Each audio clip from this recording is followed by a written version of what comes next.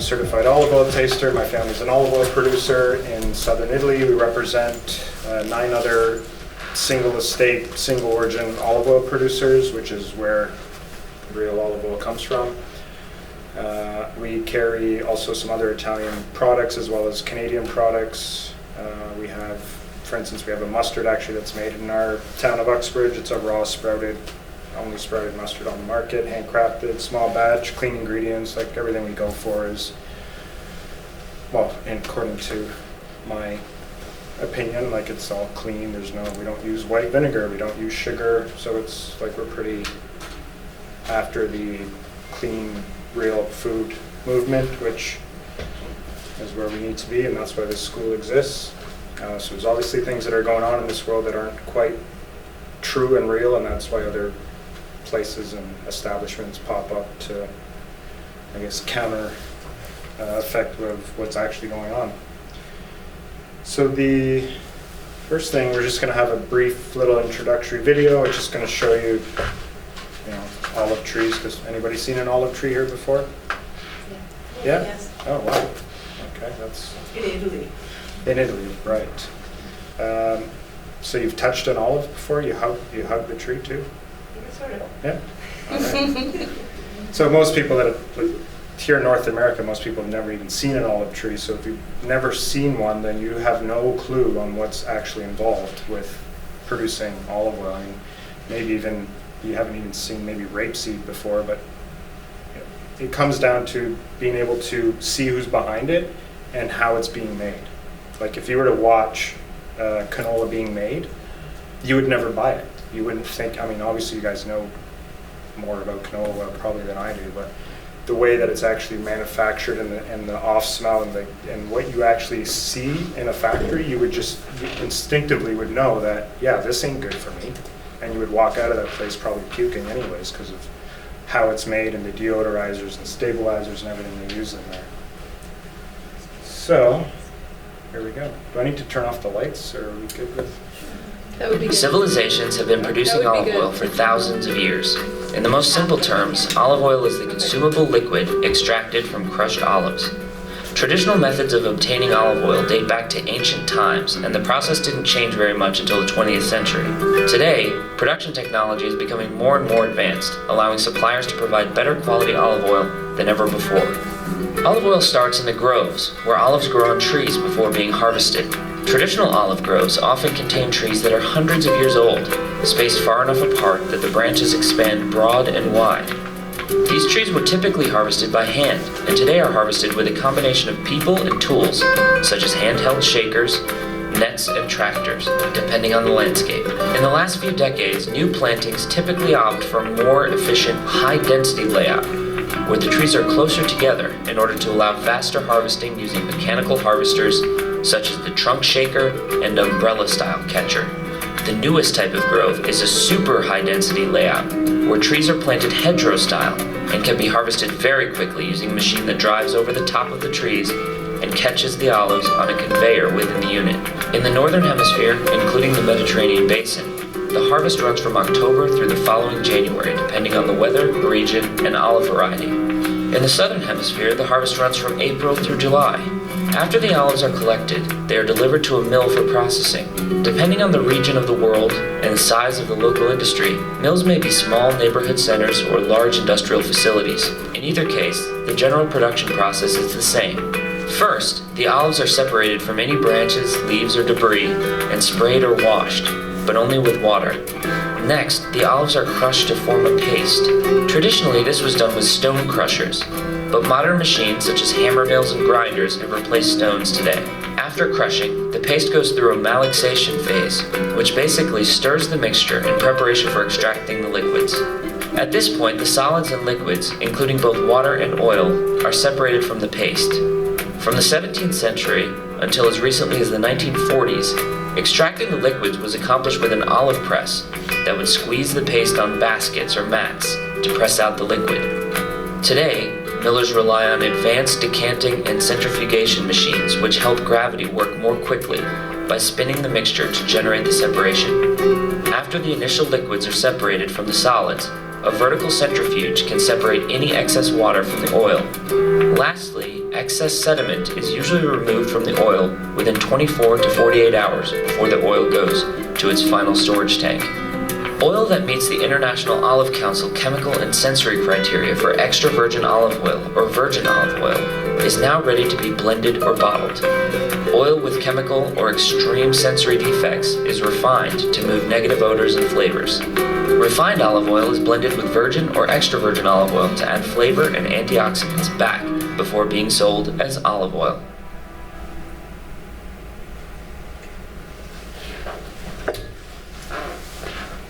Any questions? We're just gonna hit, there'll be a couple more videos, short videos to watch. Am I basically restricted to an hour, or? Well, it depends on your guys' time, but I can go a little later as well.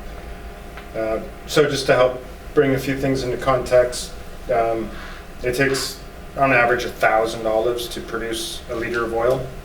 So next time you're at like the olive bar or buying a jar of olives, count them and see how much they cost.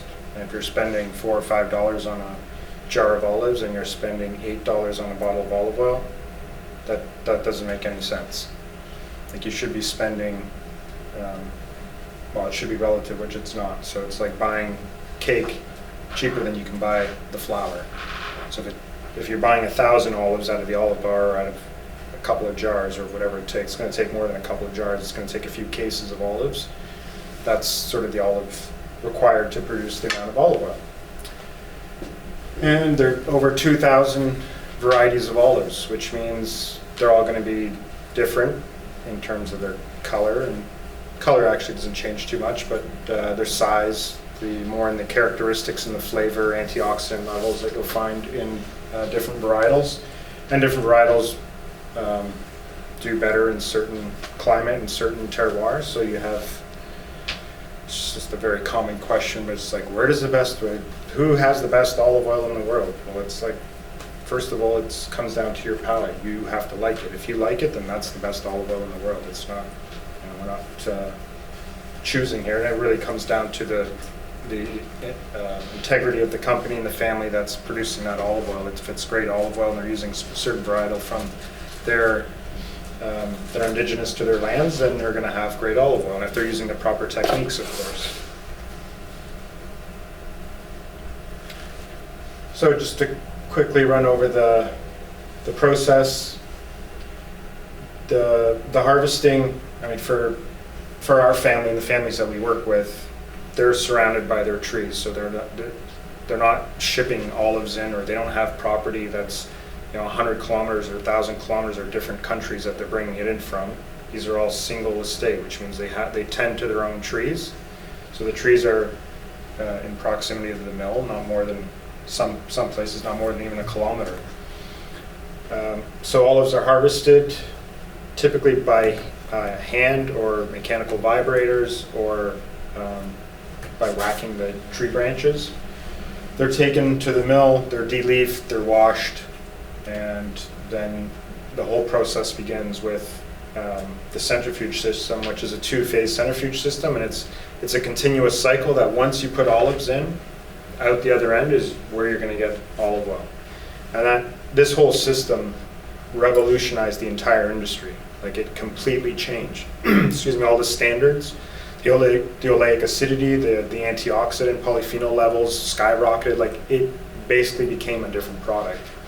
So obviously you wouldn't know, but they changed the regulations and the requirements in order to be classified as extra virgin. So there's a lower level of oleic acidity and higher levels of polyphenols. So the crushing typically is a grinder or a hammer mill that instantly puts olives into paste. The old method, basically, it's a granite wheel that would spin around and olives get put in, and it just very slow process of crushing olives and getting it into a paste. Plus, the other big difference is that the pressing is entirely exposed. There's lots of, there's the heat, the friction from the stone, there's the air, the light, where this is, as you can see, it's all enclosed, which means you're keeping oxygen at bay, and because it's a mechanical, modern piece of equipment, you can adjust the temperature as well. So when they say cold extracted or cold pressed, but what temperature is cold? Does anybody know? No, nobody knows. But it's usually, a good producer is around 25, 26 degrees. The maximum is 28 degrees. So the centrifuge, horizontal, removes a lot of the pulp and the water as well, but the second one takes out more of the water. And then there is a bit of filtering done in most cases. Here they don't show it. They decant the olive oil, which removes the sediment, but certain producers have different philosophies, and removing the sediment from the oil is very important, and to do it quickly as well, because the more organic matter you have in with the oil, and like a lot of people are looking for this unfiltered olive oil. Unfiltered olive oil is great if you live in proximity of where it's being produced and you're using it within a few months, not if it's being shipped across the ocean and it's warehoused in retail. Then you don't want unfiltered olive oil. There is a bit of filtering done. There isn't refining done, which you can see in typical bottles if you can see through the glass. A refined olive oil, or oil in general, will look crystal clear. It's just going to be a bunch of like oil. Like you can completely see through it. There's no sediment at the bottom. It's probably the biggest factor. And then storage tanks for any quality producers, all stainless steel, temperature controlled, nitrogen gas in there, so it's keeping, again, oxygen at bay.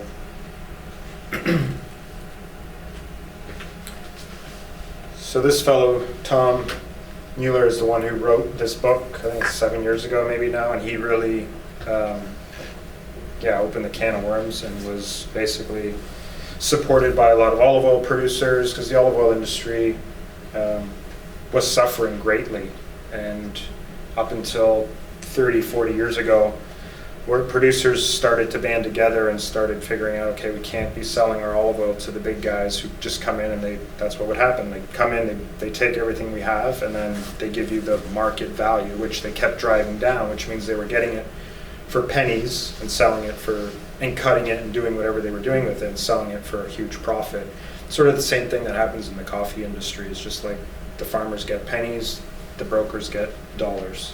So that was going on, and then so my family implemented a bottling facility. It was around 22 years ago.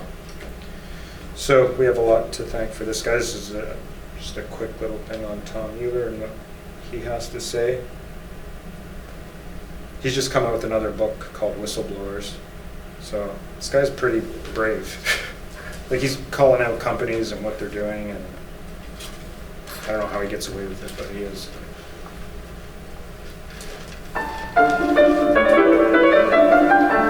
The FDA admits to me that because of lack of funds and because of higher priority items, they simply don't have the time and resources to check olive oil. Now, if you have the third largest and one of the fastest growing markets in the world, and no one is checking olive oil quality, it's an open invitation to fraud. As a general in the Guardia di Finanza military police told me, who had been involved in a number of olive oil investigations, it's a slippery substance. There are serious cases of outright fraud in which dishonest oil traders and oil producers buy soybean oil, sunflower seed oil, color it with chlorophyll, flavor it with beta carotene, and sell the result as extra virgin olive oil. There are high-tech frauds in which outwardly reputable companies use low-temperature refining processes to take very ordinary olive oil with flavor flaws and bad smells and produce a very bland, very ordinary deodorized oil that's then sold as extra virgin. But there are also a number of what I call legal frauds, in which companies use misleading or outright deceptive advertising to convince consumers to buy something they think is special when in fact it's very ordinary. Or, as a disreputable dealer once said, look, you just change the labels on the bottles and the oil goes, it just goes. No one can stop it.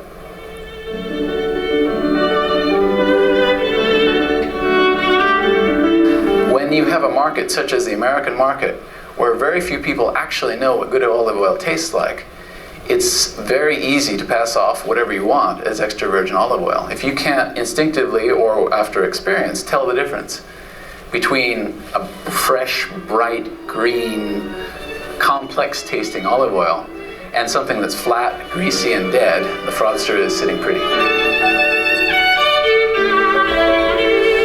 Really, the best way to protect yourself against fraudulent olive oil is to see where it's actually made. Go to a mill, look the miller in the eye and understand the process and see where the oil comes out the far end. If that's not an option, go to a place, a store, where you can taste the oil before buying and ask some questions to a knowledgeable salesperson about the different styles of oil and what's involved in making them.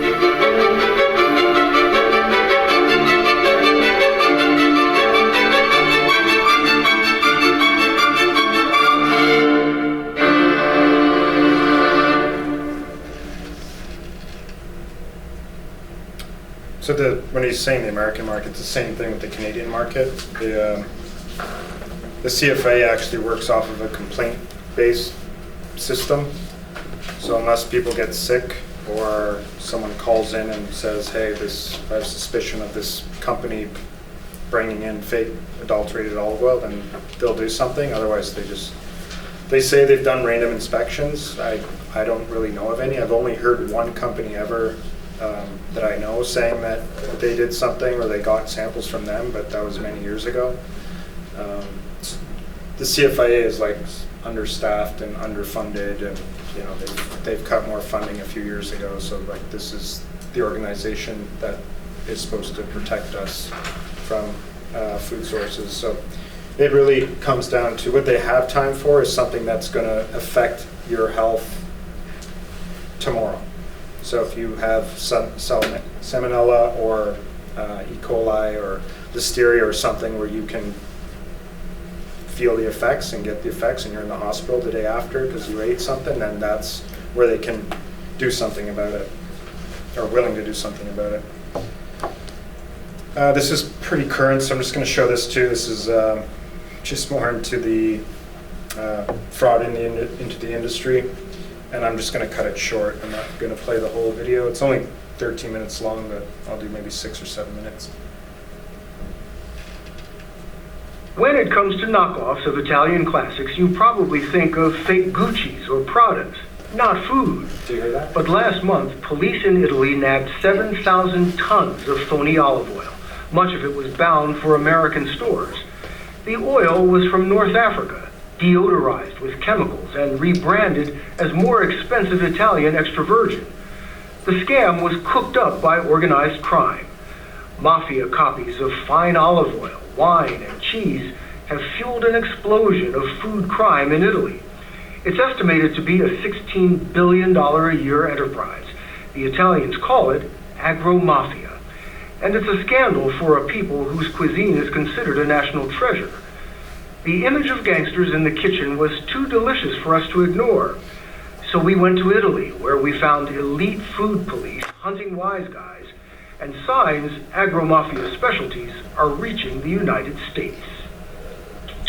The story will continue in a moment.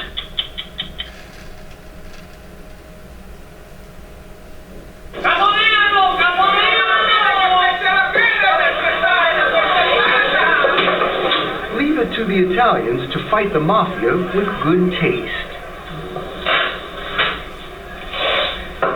This panel certifies the authenticity of extra virgin olive oil, a favorite target of the agro-mafia. They can tell at first sip whether extra virgin has been diluted with cheap sunflower oil or canola. Sergio, why do they make that sound, like the sucking in the air? They need to mist it on the back or their throat. In order to suck it in to the back of the throat. They have to suck it in. Major Sergio Tiro is considered one of the top investigators of food fraud in Europe. Think Elliot Ness in a uniform designed by Giorgio Armani.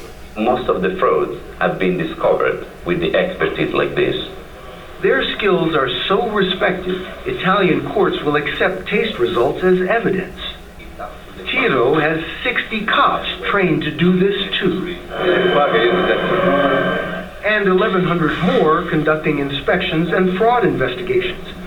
On the day we visited headquarters, Officers were monitoring wiretaps and live video from hidden cameras placed in suspected warehouses around Italy. This looks like the FBI. Yes, we can call ourselves the FBI of food.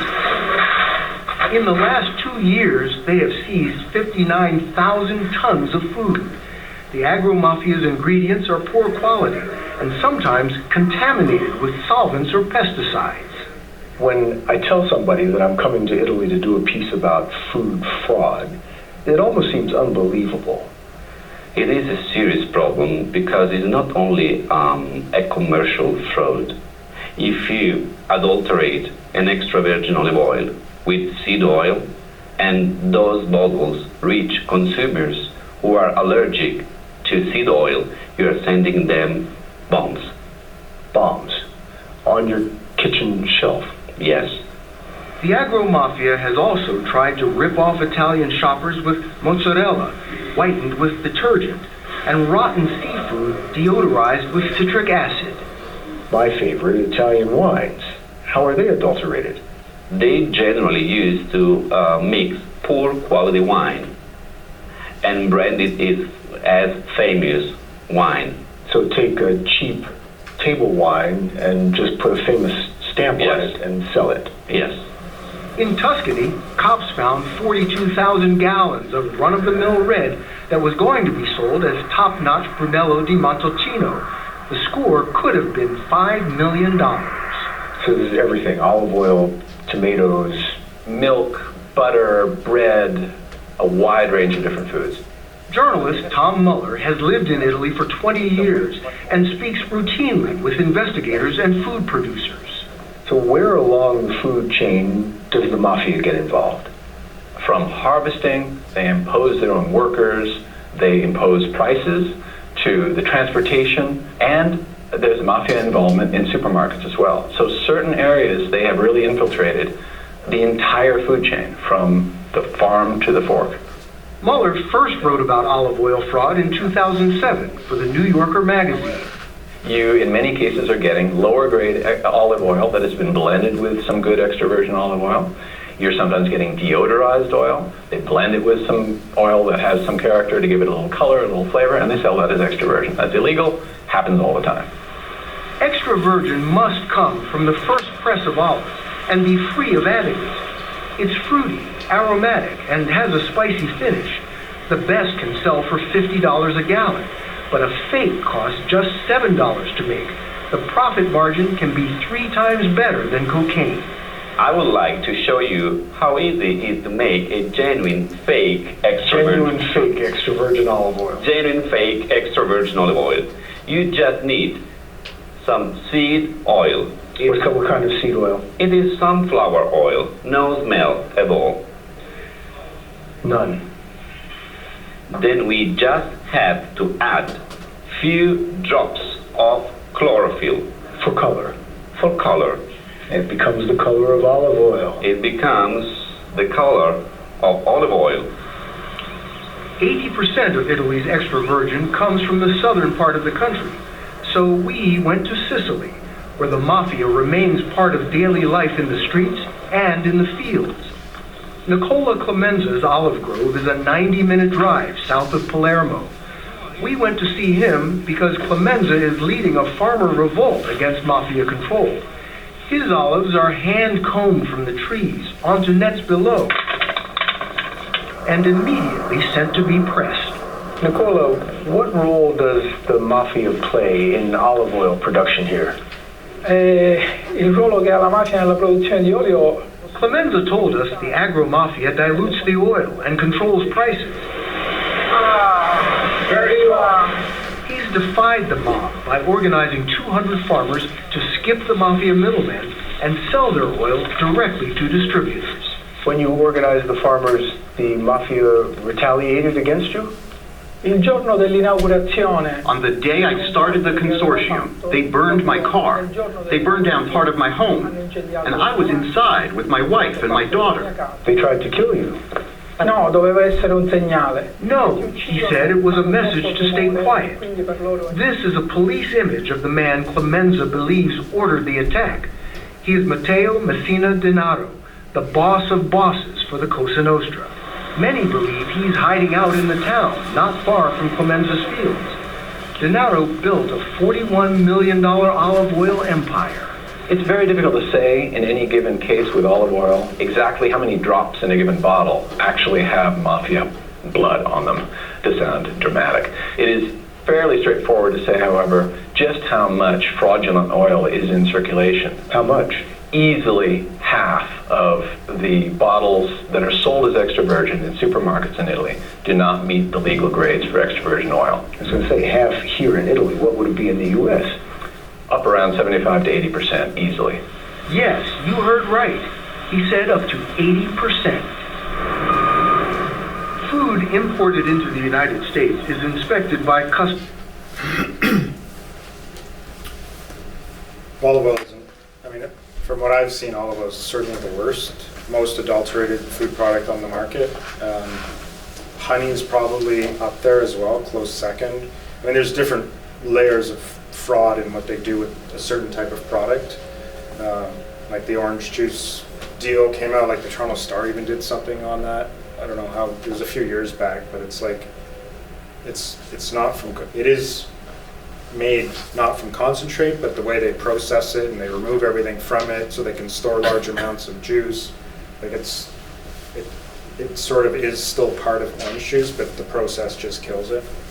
And they use perfume packets or whatever they call it to actually add the flavor and just keep it consistent all the time. So working in the food industry, you get to know what you can get away with putting things on a label. It's not like there's certain things we can't put on a label, but we can be pretty misleading if we wanted to be. So the first thing, as a consumer, you're in a grocery store, you buy the olive oil shelf. Most people are looking at price to begin with, what's on sale. I don't suggest doing that. If you are looking at price, then you want to stay away from basically anything that is under $20 for a half a liter. So if you're going to spend, if you're not willing to spend more than at least $20 for half a liter, buy butter, because you're just going to end up buying fake olive oil. It's not possible to produce olive oil that comes from a country that's 7,000 kilometers away, and you have an importer, a distributor, and a retailer, and you're spending $8.99. When sunflower oil right beside it is $7.99. So there is information on the label that will help you decipher, and we want you to know this information, of course, but ultimately it's just understanding and using your instincts, your taste buds to just instinctively go, yeah, this is good olive oil and this is not, and hence the tasting. So the name of the estate, of course, it's going to be somewhere on the label. You have the name of the olive oil. In this case, it's Aspro or Aspromontano. Not all olive oils have a name. Sometimes they just use like with a wine will do, they just put the cultivar of the grape or the olive in this case on the front of the label. The grade classification, extra virgin olive oil, they all say that. So yes, it needs to be on the label, but it's not the only thing you look for, definitely by any means. You have the country of origin, and this is usually where they can really mislead consumers in the wording of that country, and sometimes they don't even put the word of a country, they just put images on the label to give it an Italian feel, an Italian image, when in fact the company is not even Italian. It's not Italian owned, it has nothing to do with Italy, but the product looks to be Italian. And it's just Italian products are, they've sort of done it to themselves, but they're the most adulterated counterfeit products in the world when it comes to any type of product, whether it's food or clothing. So here it says made in Italy. Other products, generic brands, typically if they're using the word Italy, they'll say imported from Italy, bottled in Italy, packed in Italy, Italy's favorite brand. So what made in Italy means is that the entire product and its contents have to be on Italian soil, where imported from Italy could simply mean that that product was on an Italian port for 24 hours and then it left, because it is imported from there. And they're doing that with honey to hide certain origins of product that people may not be interested in buying. Another factor with that is to add a little more confusion to it. We're all Canadian citizens here, you're Canadian consumers. I'm sure most of you would rather support products that are actually made in Canada, although the terminology is pretty confusing. So there's made in Canada and product of Canada. And can anybody tell me the difference? Anybody take a crack at it? Product of Canada is like, which is grown here. Product of Canada is just grown here? Grown here, and then made in Canada, maybe assembling or kind of. That all sort of plays into it.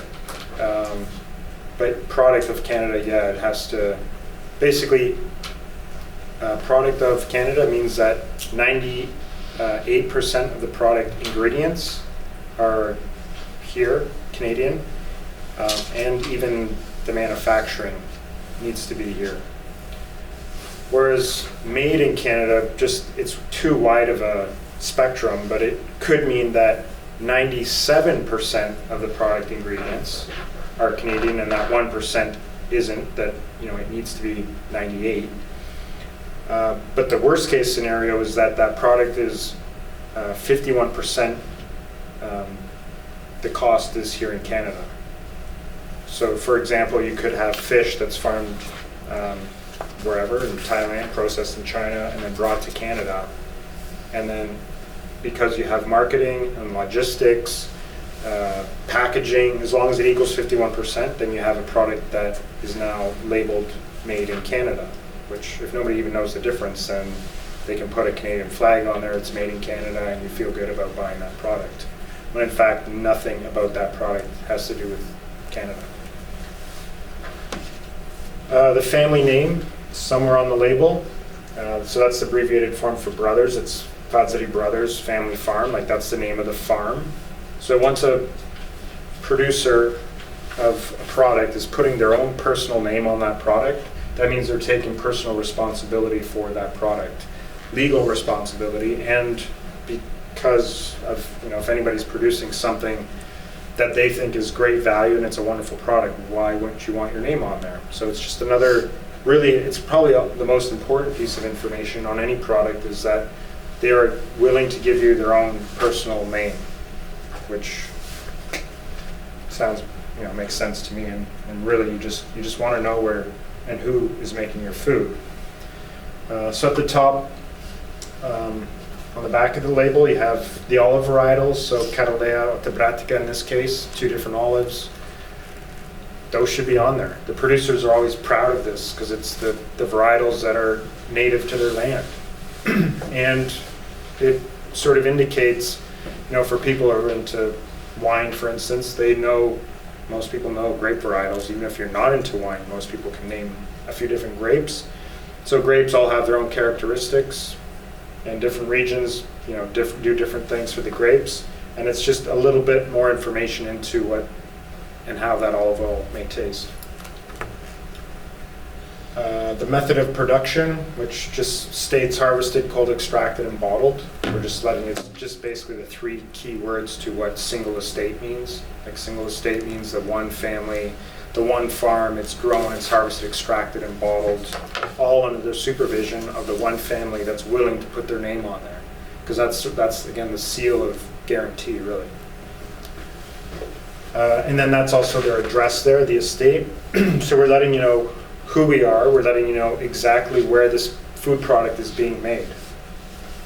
Which again, a lot of companies don't do. They don't tell you the specific location where it's being produced because they want to hide that from you. Otherwise they'd be proud and willing to tell you that, hey, this is where we're making it, this is who we are, and come visit us. That's really what that is. It's just like we're showing you exactly where this is coming from. So we got nothing to hide.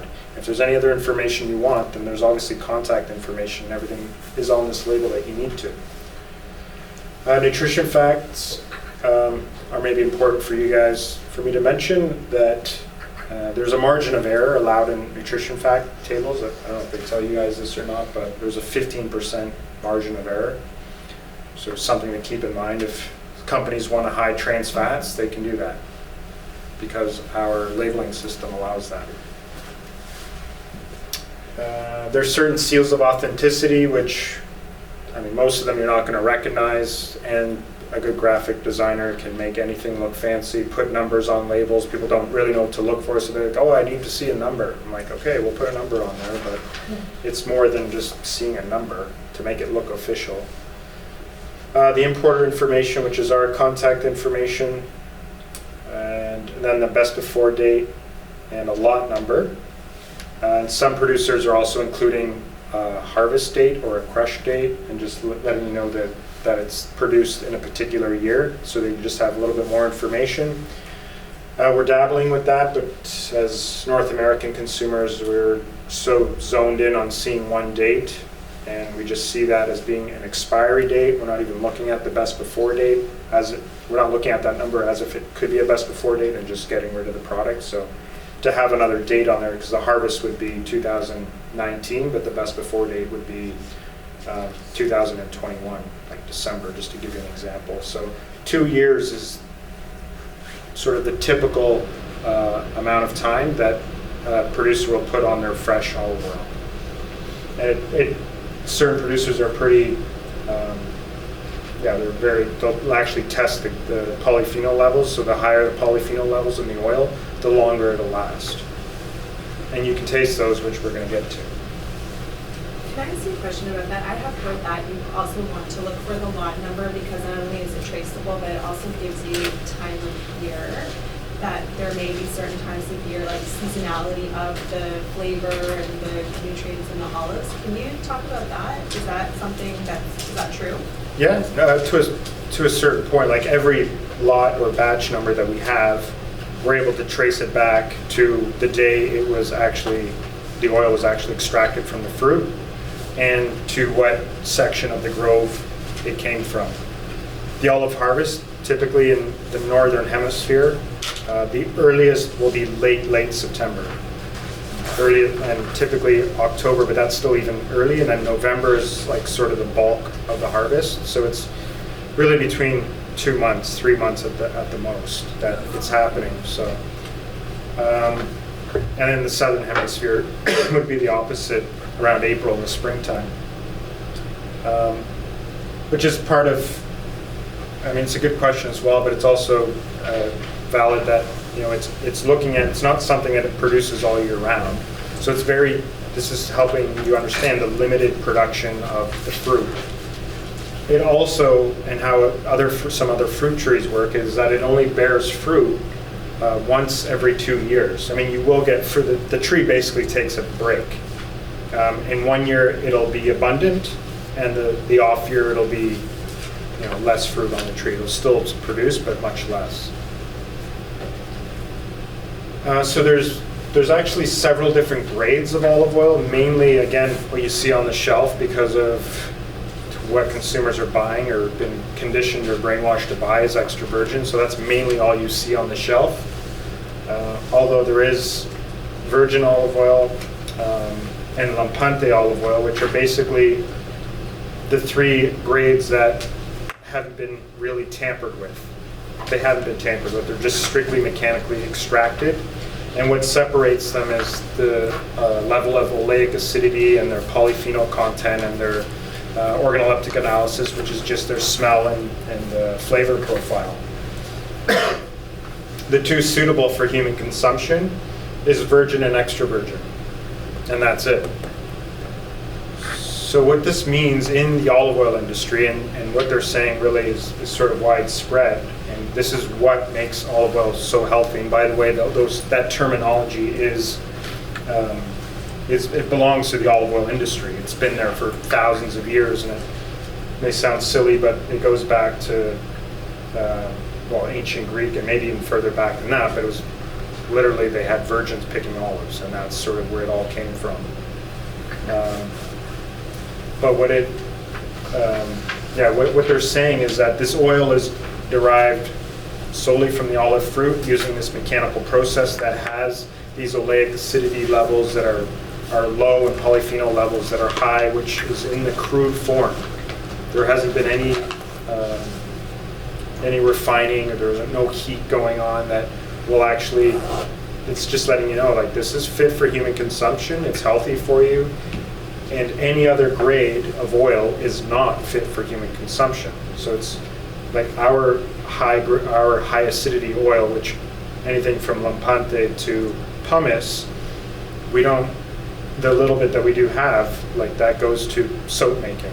Like, high acidity oils are great for making soap because of the way the lye reacts, the alkaline water lye reacts with the olive oil, the saponification process. It makes beautiful soap. So that's what that's for. Lampante grade, which actually means lamp. Like, this is a lamp grade oil. It's not fit for human consumption. Then you get into other grades of olive oil. You may see, I still see some straggling around out there, but they say pure olive oil. Like, that's sort of misleading, but it is the olive oil industry who has these different grades. But that is a refined oil with, they may have added some virgin olive oil to it, but it's not, you don't want to be eating it. It's refined to the point where it's just pure olive oil. And then olive oil is another, it's also composed of refined olive oils. And then extra light olive oil, which it doesn't mean anything. It doesn't really exist. It doesn't fall under the International Olive Oil Council standards. There's no definition for it. And then the pumice is what is used for cosmetic industrial use. So the coconut oil industry uses the term virgin coconut oil. Like, I don't know what the parameters of that are, because they can't be the same thing as olive oil, because there's different organoleptic properties and levels of antioxidants that don't apply to coconut oil. But I can only assume that it means it's mechanically extracted and without the use of heat or chemicals. That's part of what it means. Cooking with olive oil. We're not supposed to cook with olive oil, right? I cook with it. Sorry? I cook with it. How come? I cook really low. I don't cook very long. I really like the flavor, and it's already liquid, so it's just easy. Yeah. So I know it's just circulating for the last 4 years. It's like, don't cook with olive oil. It's bad. It turns to trans fats. It's high carcinogens. It's low smoke point. It's this, that, and the other. I'm like, where did you get that information from? Oh, I just heard it, or they said it on the cooking show, or I'm like, okay. Have you been to the Mediterranean lately? And if you go to Italy, Greece, Spain, Portugal, Tunisia, Morocco, Croatia, that's what they're cooking with. And they don't have heart disease. And that's what they've been cooking with for the last 10,000 years. So are we in North America, where we don't grow olive trees, where we don't have departments in our universities that study olive oil, coming out saying, don't cook with olive oil? Are you sure that isn't information that the corn or canola industry hasn't put into your mind? Probably. So the University of California, because in California they're producing olives there, they tested the smoke points. I mean, it's not difficult to do if you aren't blind, and you put pan on the stove, you crank the heat. When you see smoke, you hit the smoke point. Don't do it. It's that simple. It actually, this is the confusing part too, is because, like, well, maybe somebody was trying to do good out there, and they went out into the store and grabbed a bottle of Bertolli or whatever generic brand, and were testing the smoke points on these oils. Well, if you tested the Bertolli and you maybe grabbed one of ours, they would have different smoke points because they're two completely different products. So there's that to take into account. But different oils will give you different smoke points, and generally virgin and extra virgin are very close. They're about 410, 420 degrees Celsius, which is hot enough. I mean, it's like deep frying. Perhaps you're not going to be wanting to do that, but as you probably know, deep frying isn't the greatest thing for human health. yeah, so it's definitely something that is safe to cook with, and whether you're into heating food up or not, that's a whole other story, but it's safer than any vegetable oil is. I mean, vegetable oil or any other oil that has been extracted using, so all other oils basically are extracted using hexane. I mean, the label, unless the label tells you that it's not, then it's hexane extracted, which is a petrochemical solvent that's as lethal as mercury. And then it's highly refined. And then stabilizers, deodorizers, whatever they do, there's so many food products out there that the whole process involves these other ingredients that they refine back out, supposedly, that at the end they're not in there. So they don't have to declare it. But again, if you were to see the process, you just would never buy it. Yep. I'm a bit conflicted if I'm following a recipe when it calls for vegetable oil. I mean, I love olive oil, so I sometimes use olive oil anyways, but you know, it's hard to know if you don't have the facts like I don't yet. What to do? So, yeah, you can use, I mean, once you get into knowing more about different varieties of olive oils, there's different ones that have different intensities. So our virgin olive oil is just very subtle and soft and sweet. So cooking with it, you know, this is not the first time this has come up, but it's just like, yeah, I don't use any other oil, and it's not like I eat Italian. It's not like, yeah, I eat different things that I want to eat, but I'll incorporate it or use it in the cooking. And if it even comes to baking, then there's the baking conversion chart. You're actually using less olive oil than you would be if it was calling for vegetable oil or even butter for that fact. So it's a recipe, and my cooking style is like, I've never repeated any recipe in my entire life. Every time I cook something, it's just like a new way of cooking it, and you know, different. Like I got Indian spices, I got Chinese, I got everything in my cupboard there, and I just use what I'm feeling, and I'm still here. Yep. If the label says organic, they wouldn't be able to do the refining, the hexane, all of that stuff, would they? I wish, but I mean, how do you know? My gut, my instincts, and I just know. I'm not just going by that and telling you to trust my instincts, but I'm here to just tell you what I know, and then do your own research. And once you get to know, it comes down to the flavor. Like once you get to know, like if I gave you a rotten apple, like blindfolded you and I put a rotten apple under you and I put a fresh cut apple on, you'd be able to tell the difference, right?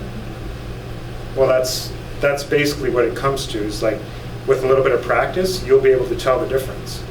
And unfortunately, whether it's labeled organic or not, it's not what I mean, I believe the whole movement, but I see what's going on, and there's certain products out there that they're certified organic. I'm like, this product, I don't know, like where's this massive farm coming from for them to be putting out this organic product?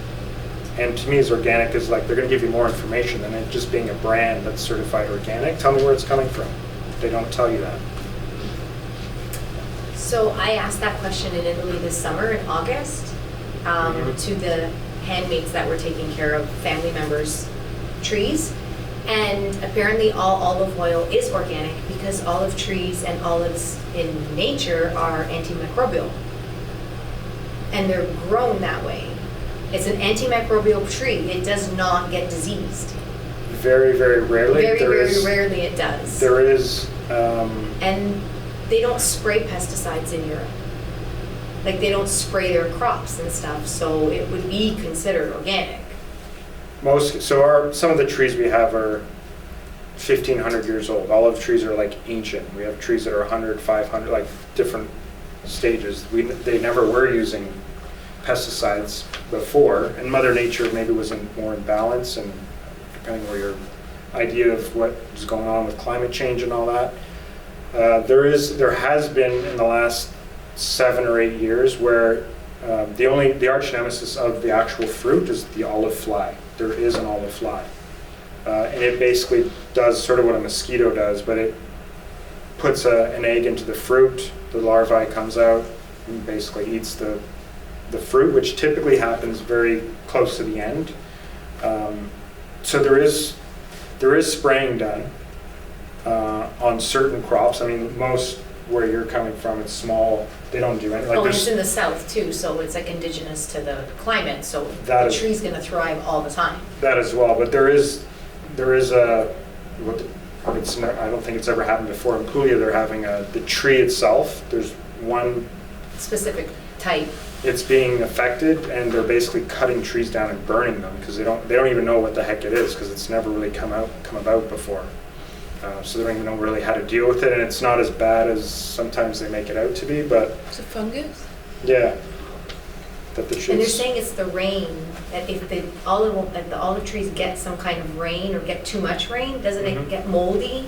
That's Yeah. a big part of it. Like it's a hot, arid climate, but it needs a rainy season, but Right. not at the wrong time. And Right. that's sort of what's been happening is that they're getting rain At the wrong in the time. spring or in the summer, and it's cool, which when the fruit's out especially, then you get mold. Yeah. So that you could also spray to protect your crop as well, because they're just sort of, endless, but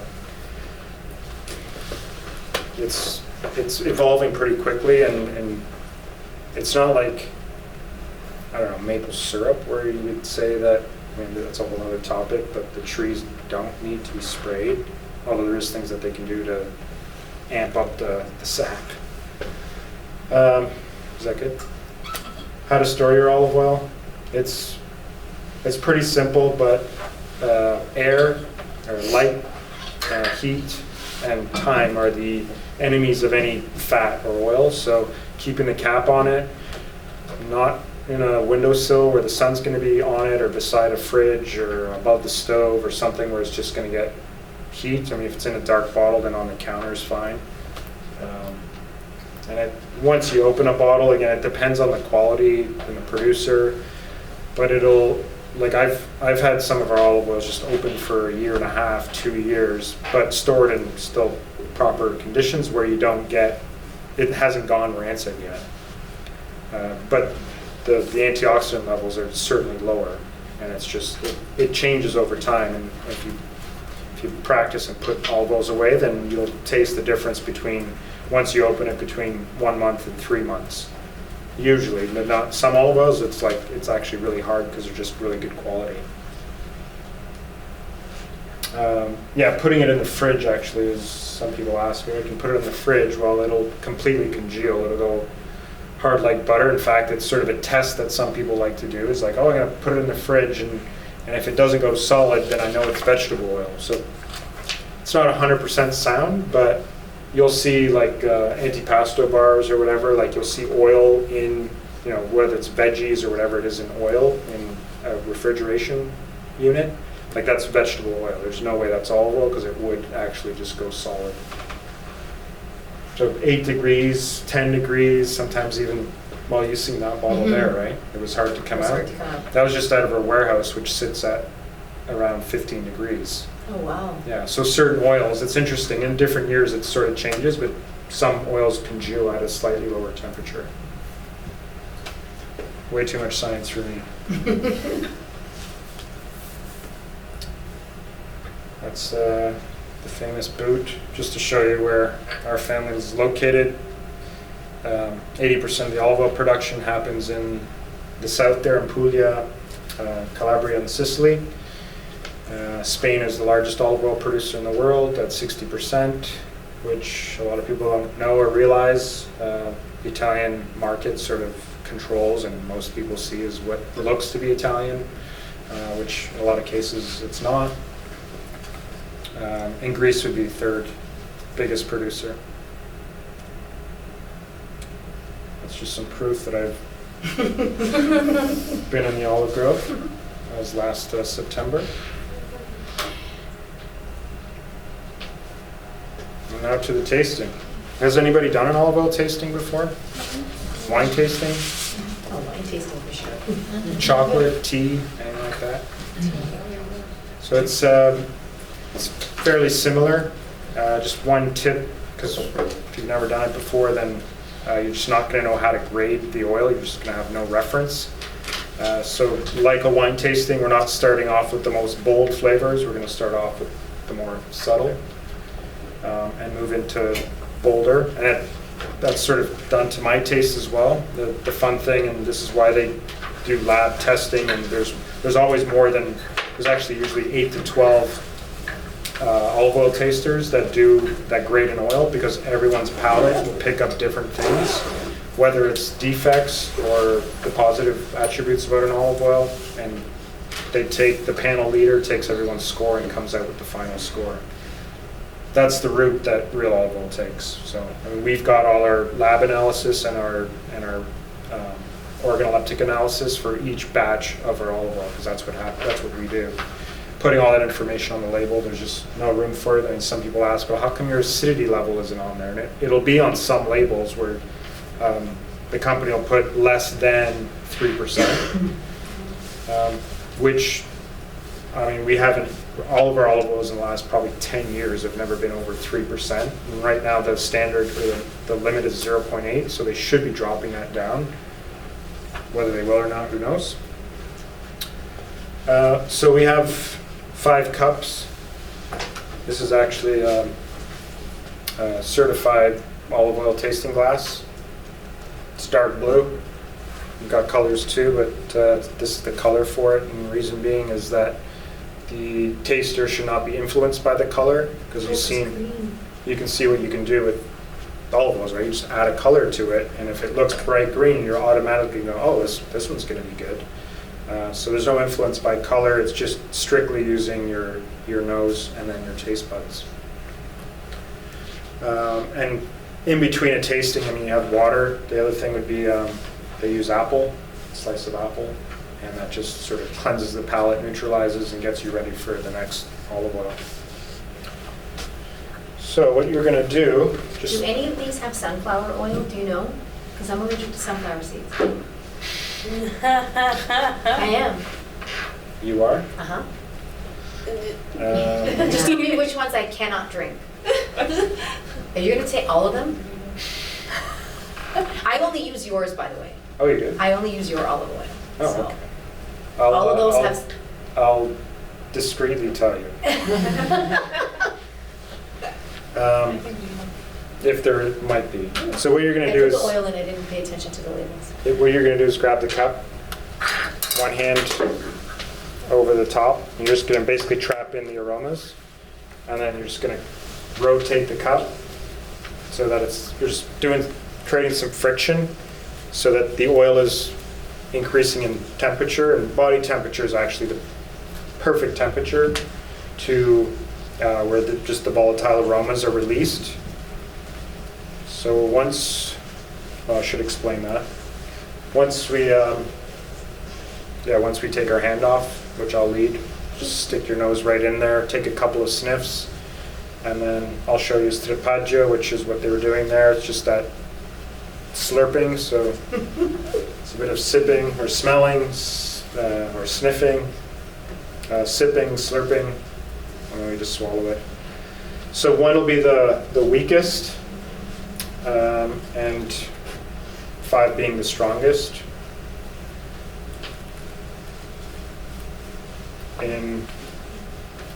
What's going on there?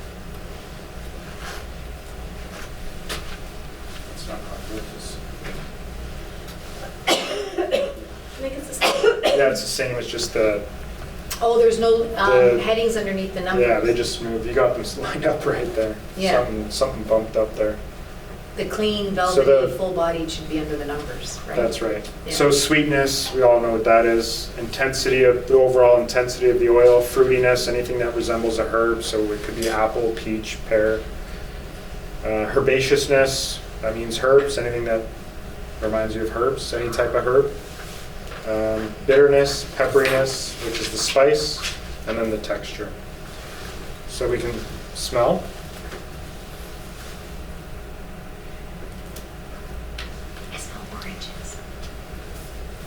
There is oranges in certain groves. And then if you're comfortable with it, it takes a little bit of practice without dribbling olive oil on yourself, but really what you're doing is you're putting the olive oil into your mouth and holding it towards the bottom of your lower lip, and you're aggressively sucking air in so that you're like picking up the olive oil and like misting it, and it's like it's misting, it's also emulsifying into your mouth, and you get sensations, different sensations, because there's more receptors just on your palate, but there'll be some at the back of your throat, in your gums as well. So there we go.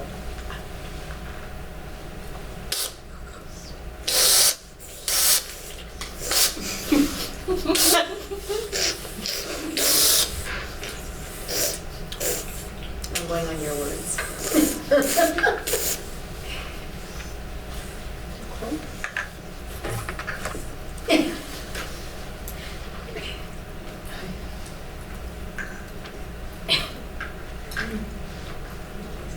little bit of coughing.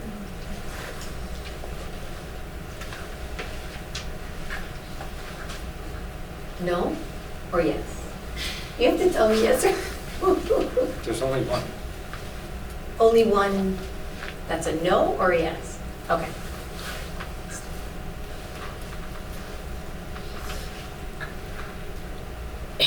But I'm not even sure.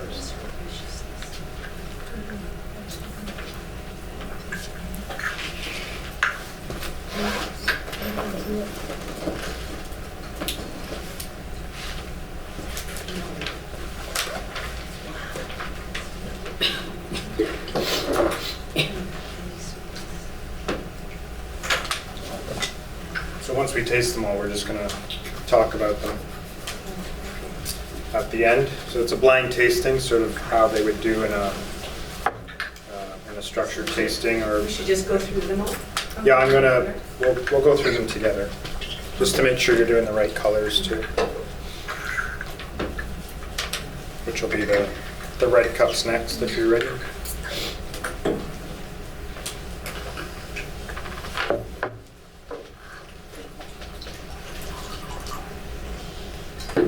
So there's typically they put about 15 mils in one of these glasses, and if you're a taster, then you get like a Bunsen burner, or whatever they call it, like a plate, heating plate, so it warms up the olive oils for you. Certain competitions, they could be tasting 50 olive oils in that day, so, but it's very tiring, and they have to take breaks, because once you've tasted 5 or 6 or 7 olive oils, you're like, yeah, your senses can actually get tired, and that's basically the sensation you get when you find things taste the same, or whether you could say wine, but part of that could be it's like you're getting drunk or something, but it's just your senses aren't able to differentiate the different flavors or sensation.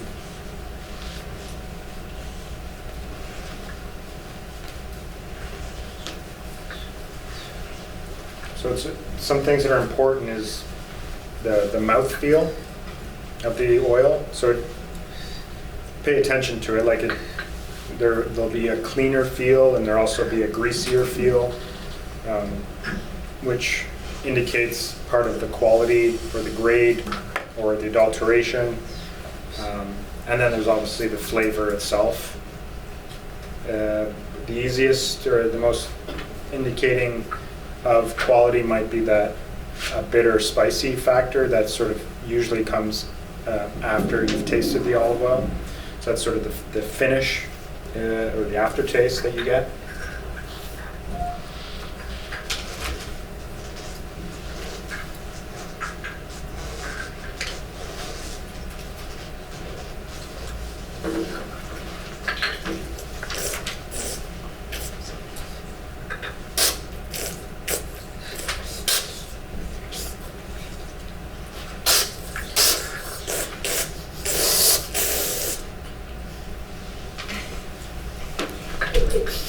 Some pretty good strapaggio there. Was that you? That was you. Thanks.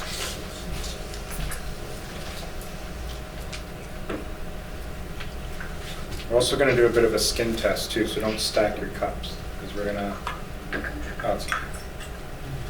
that one's okay. We're going to be testing 2 of them.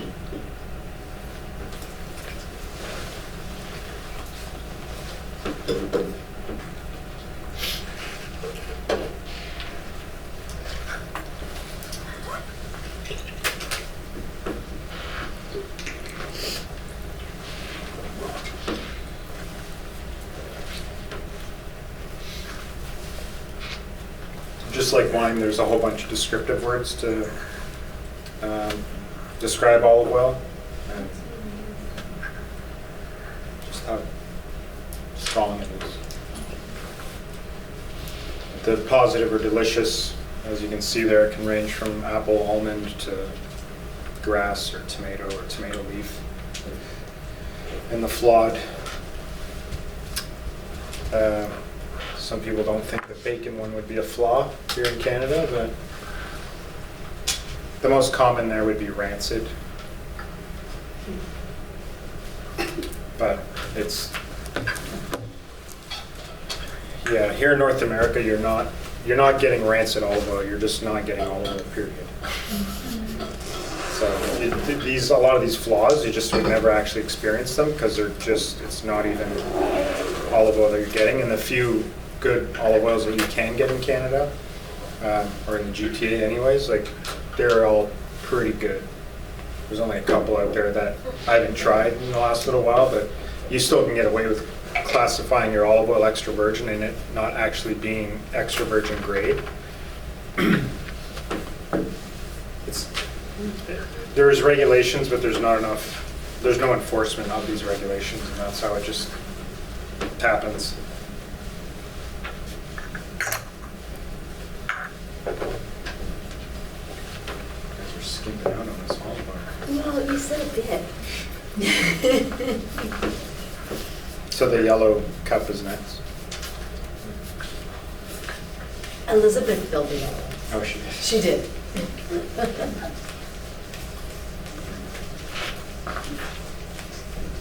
Maybe she knew how much this would cost. Maybe.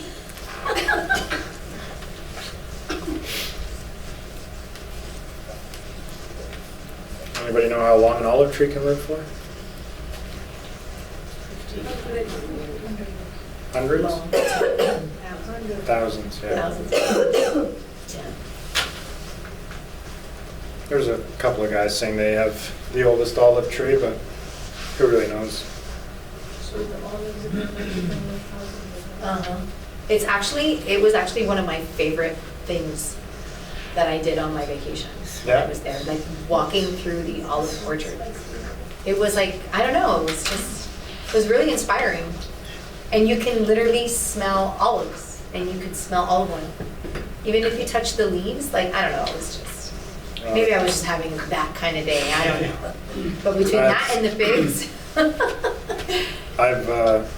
Well, I obviously have the pleasure of walking through olive trees, and there are different times of day can give you different effects because there's a luminescent side to the leaf. So walking in an olive grove under moonlight is pretty cool. Mm-hmm. Even first thing in the morning. Yeah. Like me and my uncle, who is 95, God bless him, we were walking in the morning, and it's not warm yet, but kind of cold still, and the leaves, they were like so green, and they had like almost like dew on them. And then he was telling us the whole story about, you know, when they bought the land and whatnot. It was actually amazing to learn. Well, if you're interested, so we do culinary tours, except this next year, 2020, in September, October, we're doing more of a holistic culinary excursion. So there'll be, hopefully we'll be doing yoga in like seaside, mountains, castle tops. You pick olives, we do mushroom picking. There'll be a holistic nutritionist on board. Anyways, so it was big.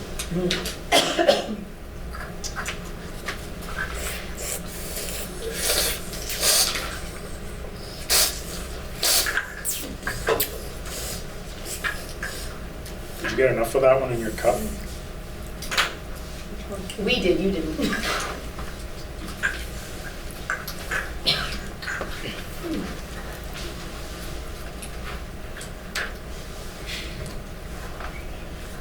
That's annoying.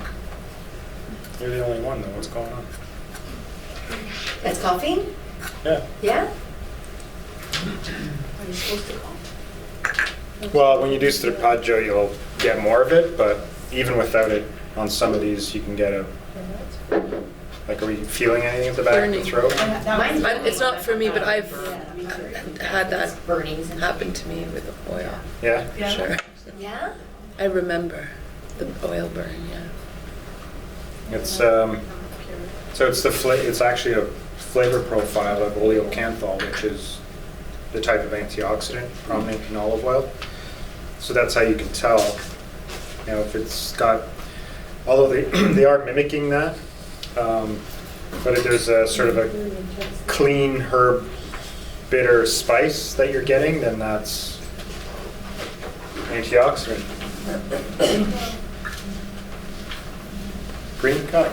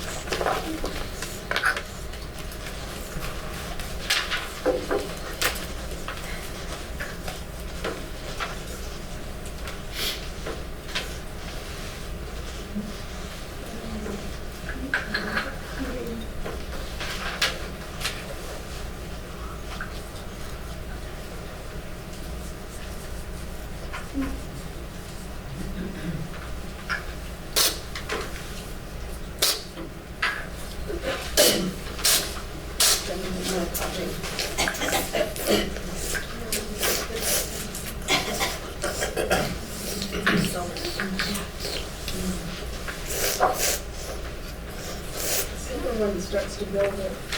Yeah. Start to notice it. No.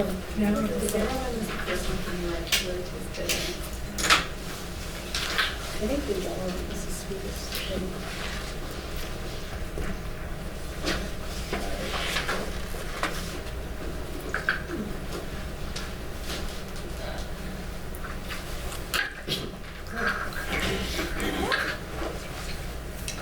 We're down to the last cup. Everybody should have one cup left over. Yellow. Oh. I did green now. Yeah, that's what we're doing. Oh, yes. So we have this That's one. where I was going. That's the last one. That's the last one. I did backwards. Okay, so this is green. Well, you skipped one. I wrote in the wrong spot. That was the second. So stick. No. On the list. Oh, yes, I see. Green it. and green. This is yellow for me.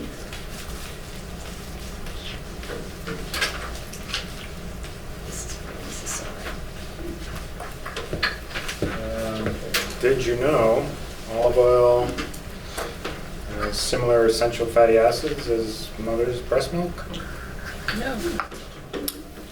It was back in war-torn Peasantville, southern Italy, but I've heard stories where, if there wasn't a neighboring mother, that if a mother wasn't able to produce milk, that in tough times the baby would be getting some olive oil.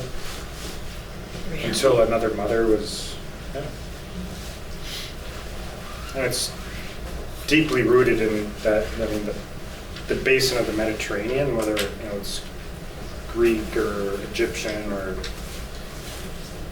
Southern Italian, which, when people say it's like Greek olive oil, like Southern Italy was Greece, so there's a lot of Greek, there's actually more ancient Greek artifacts in Calabria and Sicily than there is in Greece itself, because it was a center of Greece. Socrates and Pythagoras and all those guys like that, they were actually hanging out there. I was told that the landscape was changed by the olive cultivation, because the olive trees are so needy that 5,000 years ago the landscape was different.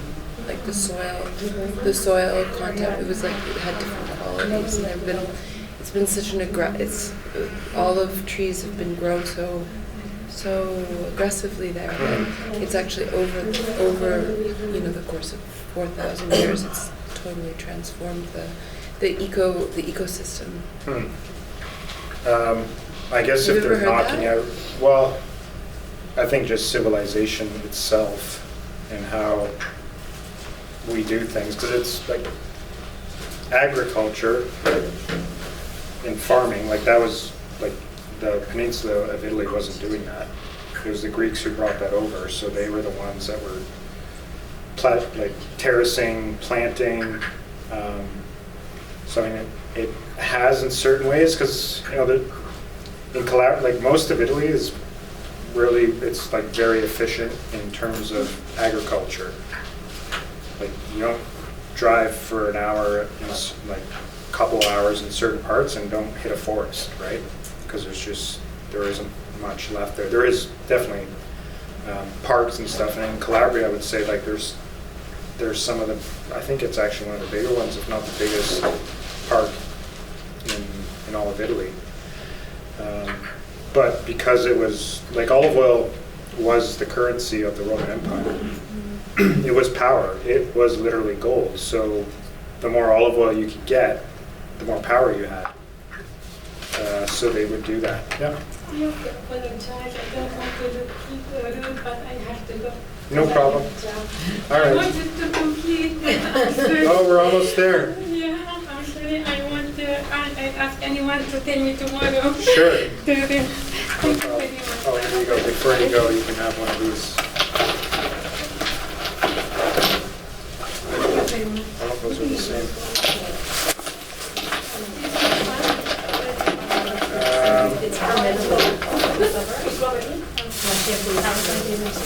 I got You'll it see, there. yeah, your pamphlets? So I got a whole box back. It came back.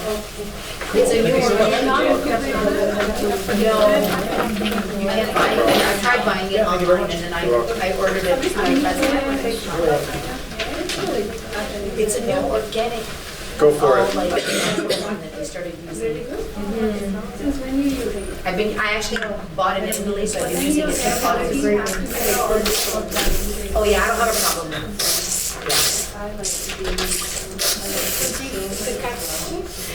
She wants to clean her cup. Don't worry about Yeah.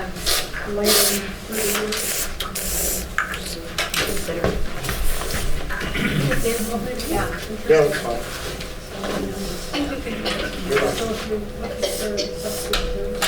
There we go. More coffee on that one. We got them in the right order.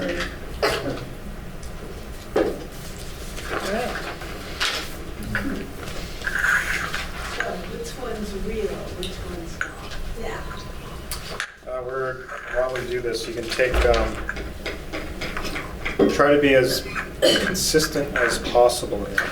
So we'll take the yellow cup and the red cup. You probably have a little bit of oil in there left. So all you're going to do is basically want to drop of oil. Just the yellow one? Do the yellow one, yeah. Go like that. Do a couple swirls and then pick up the red one. Switch hands. Opposite hand. And then just go back and forth and see if there's a texture difference or how they feel or how they react with your skin. You can even just leave it there without doing much to it. So just remember what cup you use. We can pick any one? Red and yellow. I'm not doing Red seems skin friendly. I'm not doing red.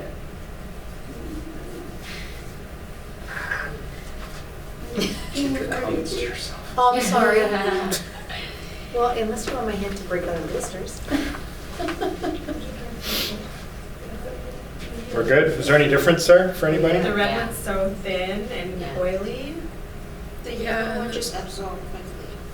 Yeah, it's absorbed. The red one is just forever staying close. Yeah. I like these comments. All right. Yeah, but I keep the tissue. So yeah, I had the yellow.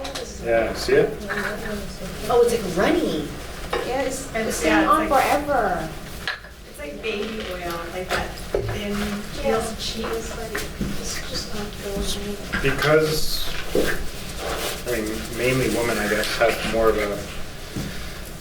I think more, women's senses in general are usually more heightened than men, but when it comes to the sense of touch, because you use creams, oils, moisturizers, you have, like, you just know, and being in this industry, you're more in tune with what feels good and what doesn't. So that, there you go, your instincts are telling you something, right? My instinct when I first smelled the red, I didn't even want to taste it. Yeah, I was like, there was some resistance. I'm like, this doesn't smell like olive oil. Like, it smells like a blended oil to me. Yeah. No offense if this is your oil, but I'm saying this because I feel like It's happening. instinct.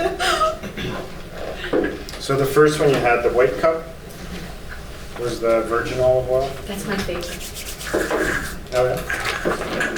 Probably because you grew up with eating olive oil. Mm-hmm. Out of your olive oils, that's my favorite. It's sort of what virgin or extra virgin olive oil would have been for the last 60, 70, 80, 100 years. All of these taste. All of the, no. Well, like from my family, you mean? Yeah. Not all of them, no. So this one is. This one is. This one was the white cup? Yeah, the first cup, the white. This one is like, this is our virgin olive oil. Which there's a lot to say about this. One, it's the only virgin olive oil on the Canadian market that I've ever seen in my entire, I've been doing this for almost 20 years. As opposed to extra virgin. So it's, there's two ways of getting virgin olive oil. Typically it's a later harvest, so there's certain trees that are large, like we have the, which leads me to believe that we maybe have the oldest trees, but we have the largest olive trees in the world.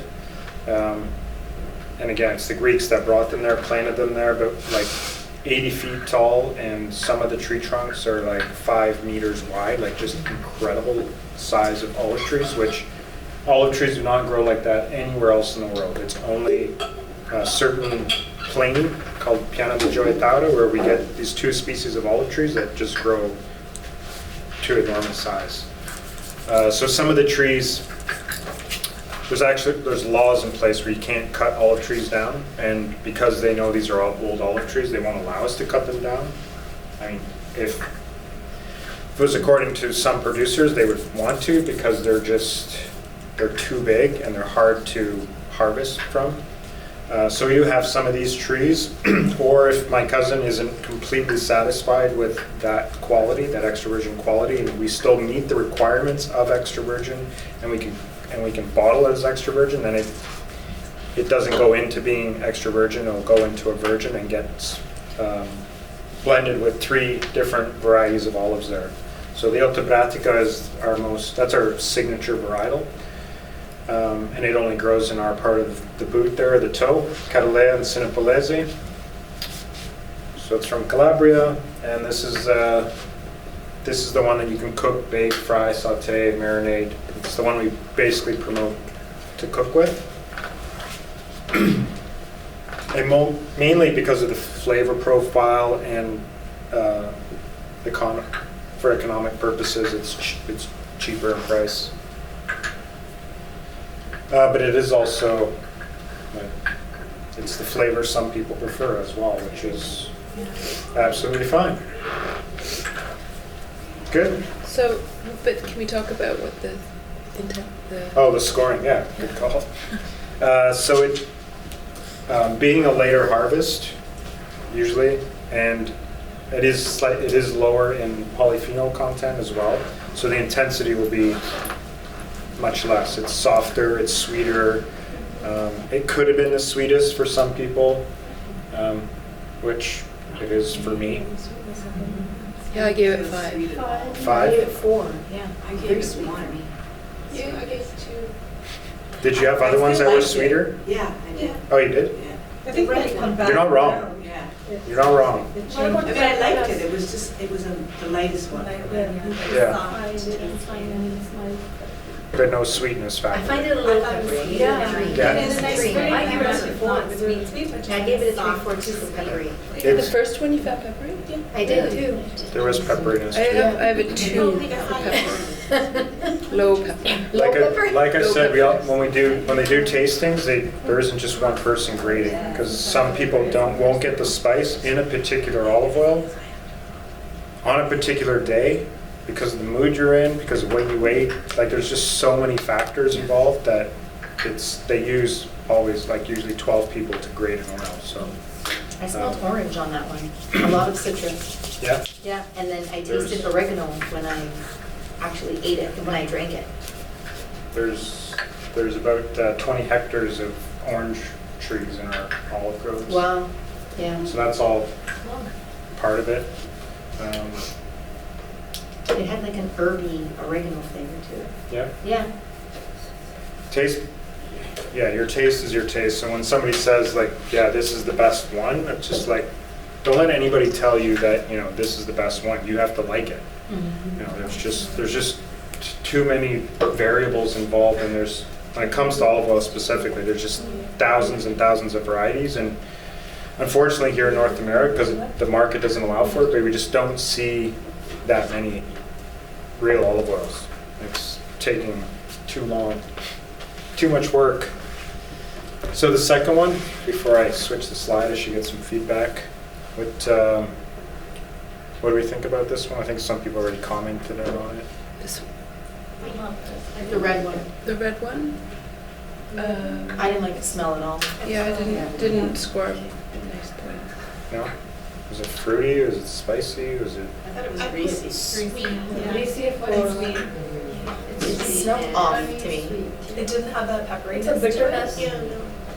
There's a kind of bitterness, I feel. 3 sweetness, middle sweet. There is a hint of bitterness to it, and sometimes I get it and sometimes I don't. But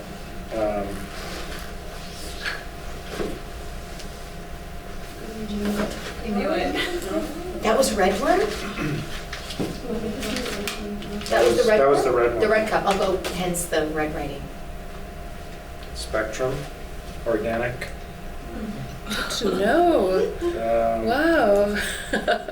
My husband came home with that So one the other day. it does, some of this solidifies as well. They just recently changed the label, so I need to get their new label. And their But their bottles. label is absolutely ridiculous. I'm gonna read it to you because I don't know. I'm sort of sad in a way because it's just like people don't take the time to read the label, and if they would like, oh, what's going on here? So it's Mediterranean, organic, extra virgin olive oil. It's first cold pressed. It's imported. It's 1 liter. Spectrum organic Mediterranean extra virgin olive oil comes from sun-drenched Mediterranean hills. Our growers hand harvest organic olives and press them fresh for a smooth and mild flavor. Our oil is an excellent choice for sauteing baking sauces or as a salad dressing. Actually, this is the label that says something different. So the ingredients are organic olive oil, and then it says may contain peanut oil, bottled in a facility that produces peanut oil. So it's just like, why are you bottling olive oil? You're shipping olive oil to a peanut oil producer's plant to bottle it. It's just like, I don't understand that. Like, how does that make any sense? I don't know. They're just bottling peanut oil or producing peanut oil there, and I'm assuming they're bottling it and then bottling olive oil there. There's another one of their labels, which I don't have here, that just contradicts itself and says it's Mediterranean olive oil, but they source, oh, it's right here. I just didn't need to keep reading. We select only quality oils from long-standing artisan growers from around the world. But they just said they're Mediterranean. Yeah. We visit the olive groves annually to ensure premium oil, freshness, aroma, and superb flavor. This is owned by Spanish Conglomerate. Not Spectrum. This is Hanes Celestial or whatever, I think. Yeah, Hanes Celestial, which is like a big conglomerate in the US. The other ones, though, which this time just because it's the holistic nutrition class. I didn't do the Bertolli, but both Bertolli and Catapelli, which are the two biggest olive oil brands in the world, used to Unilever owned them, and then now there's some Spanish conglomerate that owns them.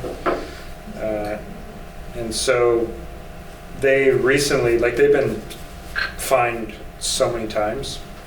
More recently in Europe, I think there was 200,000 euros, which is probably one of the biggest fines ever. Usually they're like $30,000. Like, what the hell's that going to do? So this was a big one. So they actually changed a bunch of their labels to remove, because they were saying imported from Italy. World's #1 olive oil brand, Bertolli. So it's Italian. It's been an Italian brand, but it's not Italian owned, and it's not Italian, like it's not an Italian product. And it's plastic, so no oil should ever come out of plastic or fat. You know, coconut oil included. It should be in a glass container. Oil, like plastic, is an oil, so it will actually sort of a solvent, and it eats away, and certain polymers will like leach out of it. And BPA free or not, like I don't believe that nonsense. Like BPA, there's a BPZ that they're going to tell you in 2 years, going, oh, we've removed PBZ now because we found out that it's killing you. You can't use plastic unless it's like hemp grade or something. All right, we're good with that. So you felt the difference on your skin, which I still can see the spectrum on my right side here. So to me, it's saying that my skin doesn't want to eat it. Like it's this here, your skin cells are there, they're alive. It's your largest organ, and it just basically sucked it right in because it's good for you. And olive oil is supposedly the most similar oil to your own natural skin oils, so it assimilates very easily. Which is why the Roman emperor would bathe in a pool of olive oil. Like a Roman bath was literally a pool like the size of this room that was full of olive oil. So he would go in there and whatever he would do, splash around, and then come out, and then his servants would like scrape them off with the excess, and it cleans your skin. So you can get, like if you get gum in your hair, you want to remove makeup or something on your skin that you want to remove, then put it on there, and it cleans your skin as well as feeds your skin. Which honestly, I didn't. This is the only I use. Well, I'll show you what I use. It's that one. That's what you put on your skin. So we have this is the yellow cup. This is our single varietal made from that Olfactory varietal, and it's found because we have 6 different olive oils. They're not all in the pamphlet there, but each one of them will have this varietal in there. It's not a very desirable fruit to use in terms of for oil production because it's very low yielding. It's a really small fruit with a larger pit, so it doesn't produce much olive oil, but it produces a good quality olive oil, or great quality. So apart from your skin, it goes on simple dishes, if you will. Whether it's a salad or white fish, delicate greens, or anywhere. Like there's no real rules here when it comes to food and cooking, but the general rule would be that a more subtle olive oil gets used on a more subtle dish, and more robust flavor olive oil would be put in a more robust dish. So, again, I use all different spices, and if I happen to put some sort of curry in my soup or something, I always have, like olive oil goes on every single thing I eat. Doesn't matter whether it's a soup, a salad, fish, rice, pasta, whatever. It's my condiment. So it adds flavor, enhances flavor,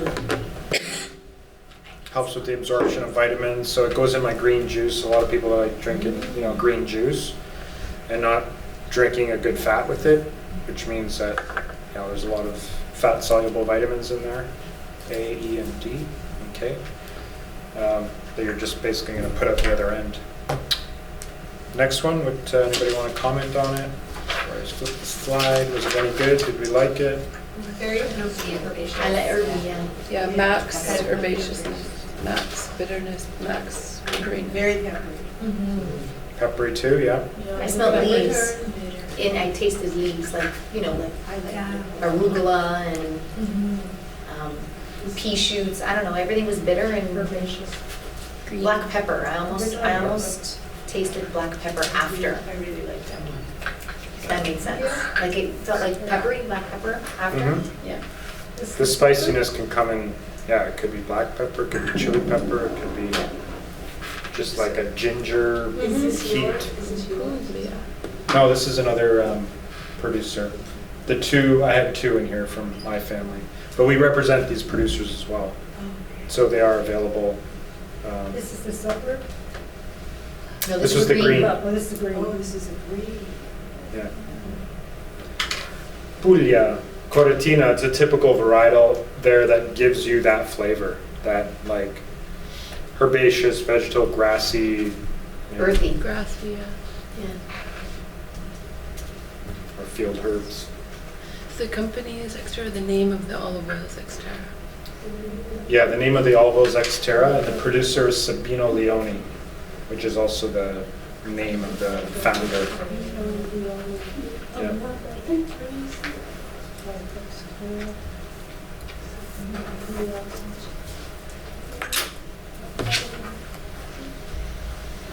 They're all, basically when we looking for olive oils, it's to complement our current selection, and it's also, the quality of the producer, and that they're always in good standing in different competitions that we just follow, and like these guys are like top in so many different, we haven't updated the competitions. Some play, like my family, they don't do too many more competitions. They do like a couple here and there. The Alto Bratico, there's a Floss Olay.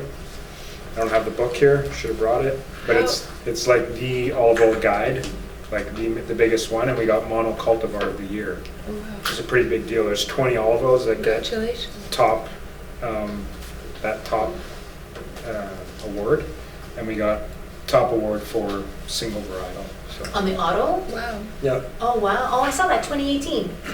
No, it was this year. No, that was a different. Was it 2018? We have old ones up there. It was Oh, okay. 2000. Oh, there was Slow Food Presidium. Wow. Which is actually, I'm glad you brought that up. So there's it's not on that label there, but Presidio Slow Food. Do they talk about slow food? Not too much, no. Not too much. It's a movement, Carlo Petrini in Italy. Basically, it's counter fast food, except there's more to it than that. There's there's actually, I highly recommend it if it ever comes up on your bucket list or whatever, but it's in Italy, in Torino. It's called Terra Madre, which is Mother Earth, and it's a show that happens once every 2 years, and I think it's on this year, if I'm not mistaken. I haven't been to it for a couple of years. Usually in October. Yeah, and it's all about heritage varietals and sustainability and everything got to do with agriculture. They actually put in big gardens in there, and there's only, it's a really good food show for us because we only find really good, high quality, small family producers in there. And that's in Torino?